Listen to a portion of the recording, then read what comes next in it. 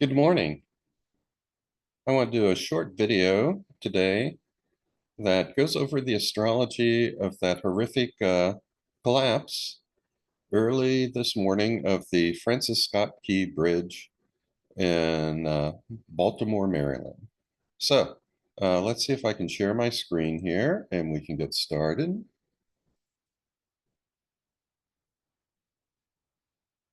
Okay, I just need to get a few panels out of the way so I can see what I'm doing. So just bear with me for a second. And a couple of more seconds here.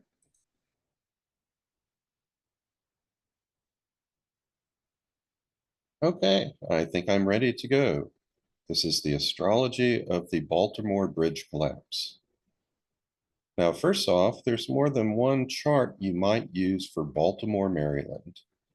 Uh, what the earliest chart is probably a chart for the founding of Baltimore. Then there is the chart for its incorporation as a town. That is the one I'm using. I call it Baltimore 2.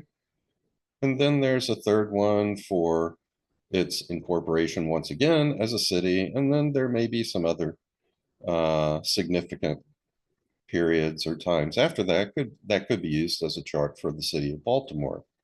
Well, I basically took a look at all of them to see which one seemed to be in effect when this bridge collapsed.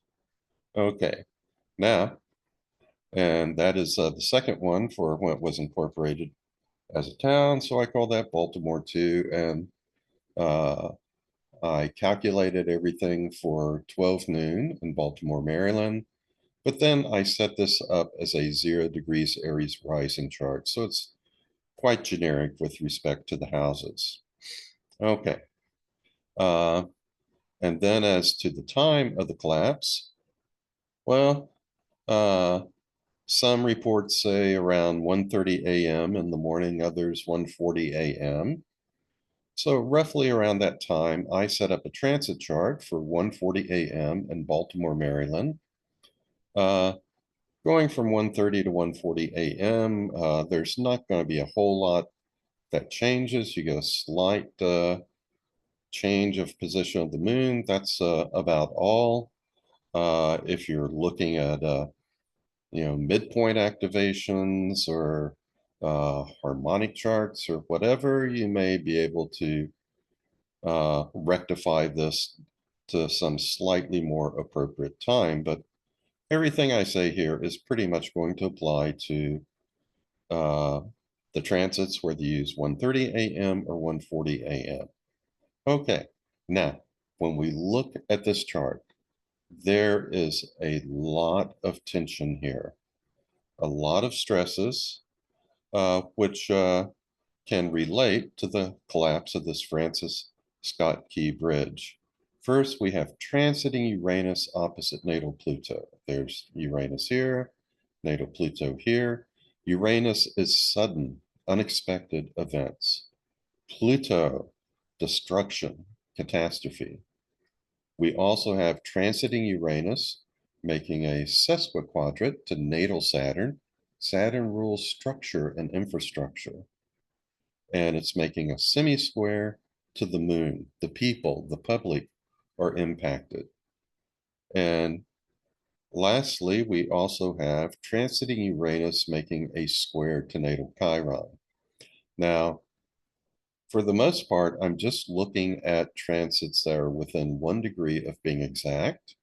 The square of transiting Uranus to natal Chiron, that's the one exception. Uh, Here, they're about 1 degree, 21 minutes apart, but this certainly seems to be in play here uh, because Chiron often manifests itself as wounding. So a sudden wounding, sudden catastrophe, sudden change or collapse of infrastructure, people being impacted. That is all coming from this transit from Uranus. Now we also have transiting Chiron here, making a very strong square to natal Neptune. Again, more wounding. Uh, Neptune suggests some confusion, something not well defined here. Also, Neptune rules the seas, and this was a ship on the water, which I've heard they lost power and just rammed into the bridge and it came down. Okay, what else do we have going on? Transiting Pluto, strongly conjunct natal Uranus. This is reiterating the meaning of this Uranus-Pluto opposition. It's some sort of sudden catastrophe. And even though Pluto is an air sign Aquarius, it's kind of interesting that Aquarius is the water bearer. And its glyph, its astrological glyphs, has the appearance of a couple of waves. Very, very interesting. Okay, now there were some very significant triggers to this. Transiting Sun was opposite natal Saturn, and it was sesquiquadrant, natal Pluto, natal Chiron, and it was also conjunct the natal moon. Okay, now this is a trigger. The sun moves fairly quickly. By itself, it doesn't tend to cause major events, but when other things are going on involving the slower moving planets, it can trigger those particular events. So, uh, let's see, sun conjunct the moon, people are affected. Sun opposite Saturn, infrastructure can be affected. Now, the aspects of sesquiquadrant as well as semi-square, we call those minor aspects, but they're actually kind of turning points. Uh, it's not always a given that something is going to happen at one of these turning points, but uh, you can wind up with the straw that breaks the camel's back. Uh, they are moments of instability, and in the natal chart, Chiron and Pluto are in a pretty strong square with one another. So there is this potential of great wounding to the city at times, and this is apparently one of those times. So Sun conjunct Moon opposite Saturn, making a sesquiquadrant to both Pluto and Chiron. It was triggering the square between Pluto and Chiron, which resulted in some catastrophic wounding. Now, some other things going on which contribute are transiting Pluto is in opposition to natal Pluto very strongly. That is just magnifying the situation, amplifying what we see. We also have transiting Moon and the lunar nodal axis are both conjunct the Sun. That is reiterating this transiting Sun conjunct natal Moon over here. And the lunar nodal axis conjunct the Sun, that adds to the intensity of things. Transiting Moon conjunct uh, the lunar nodal axis, that is adding to the intensity of things. And furthermore, all of this happens the day after the lunar eclipse, right? So, for the most part, most of these aspects were in effect at the time of the lunar eclipse. It's just the moon that's moved on a little bit from its opposition to the sun, but you can see the moon got into a position where it can act as a trigger to events also. So at times of eclipses, that's when sun and moon are conjunct the lunar nodal axis, the transiting lunar nodal axis, and that greatly magnifies things. Also, sun eclipses, they are they occur either at new moons or full moons. If it's at a new moon, it's a solar eclipse. We have a big one coming up on April 8th this year. And if it's a full moon, it's a lunar eclipse. Well, both of these eclipses tend to intensify things. New and full moons by themselves are an intensification of energies. Uh, when you have an eclipse, multiply that intensification, let's say, by 10 times.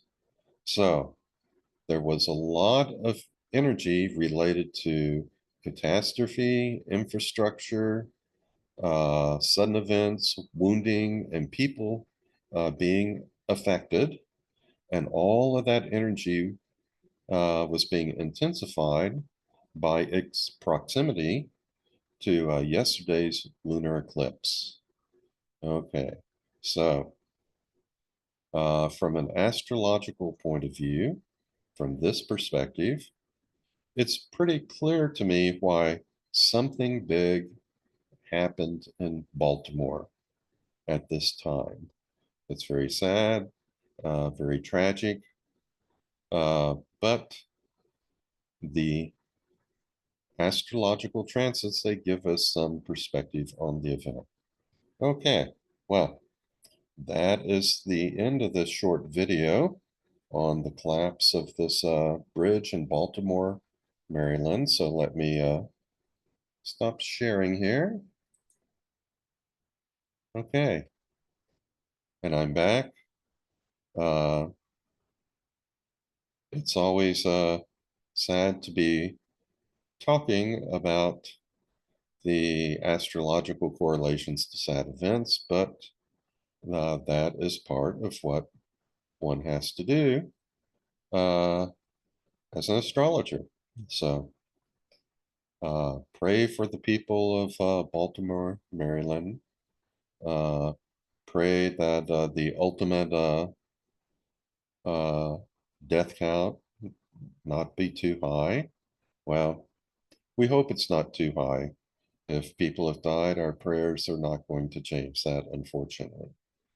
But uh, pray for healing for the survivors, for the people of the city, for the people who have lost loved ones. And in the meantime, I'll just say, so long and be well.